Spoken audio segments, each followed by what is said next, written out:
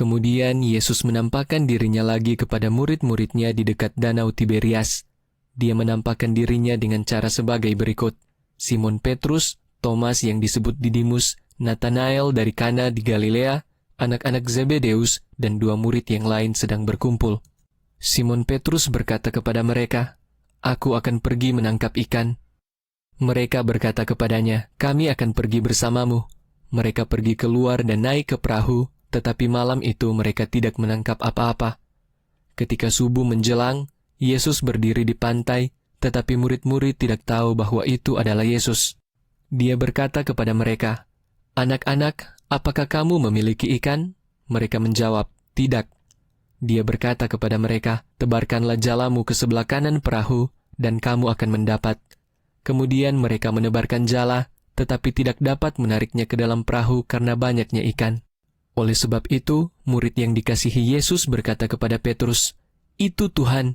Ketika Simon Petrus mendengar bahwa itu Tuhan, dia mengenakan pakaiannya karena dia melepaskan bajunya saat bekerja dan terjun ke dalam danau. Murid-murid yang lain datang dengan perahu dan menarik jala yang penuh dengan ikan. Sebab mereka tidak jauh dari darat, jaraknya kira-kira 200 hasta. Ketika mereka sampai di darat, mereka melihat bara api dengan ikan yang terletak di atasnya dan juga roti. Yesus berkata, "Bawalah beberapa ekor ikan yang baru saja kamu tangkap." Simon Petrus naik ke perahu dan menarik jala yang penuh dengan ikan besar itu ke darat, jumlahnya 153 ekor. Meskipun ikan itu begitu banyak, jalanya tidak robek. Yesus berkata kepada mereka, "Mari dan makanlah." Tidak satu pun dari murid-murid itu berani bertanya kepadanya, "Siapakah engkau?" Karena mereka tahu bahwa dia adalah Tuhan. Yesus datang dan mengambil roti itu serta memberikannya kepada mereka. Demikian juga dilakukannya dengan ikan itu. Inilah ketiga kalinya Yesus menampakkan diri kepada para muridnya sesudah dia dibangkitkan dari antara orang mati.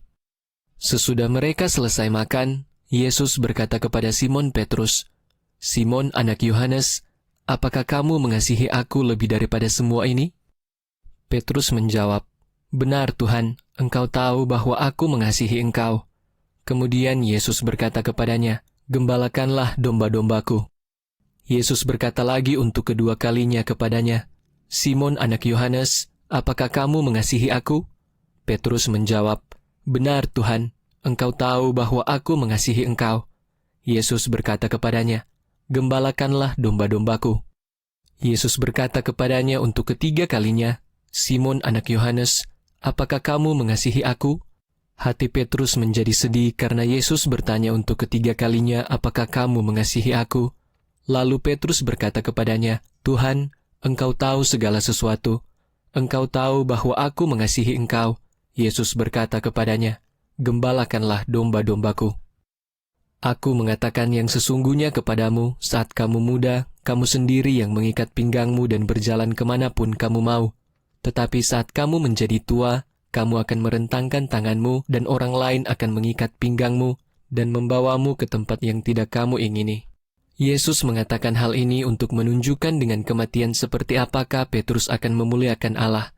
Dan setelah mengatakan hal itu, dia berkata kepada Petrus, "Ikutlah aku." Petrus menoleh dan melihat murid yang sangat dikasihi Yesus sedang mengikuti mereka. Dia adalah murid yang duduk dekat dada Yesus pada perjamuan malam dan bertanya, "Tuhan, siapakah orang yang akan mengkhianati Engkau itu?"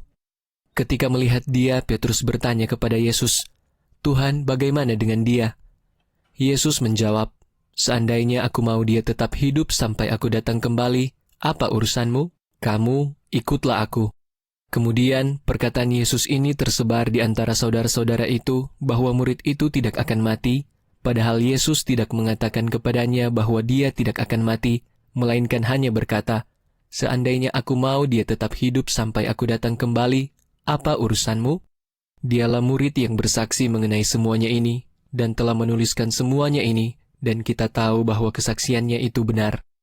Masih ada banyak hal lain lagi yang telah Yesus lakukan, yang jika dituliskan satu persatu, aku rasa seluruh dunia ini pun tidak akan cukup untuk semua kitab yang harus ditulis itu.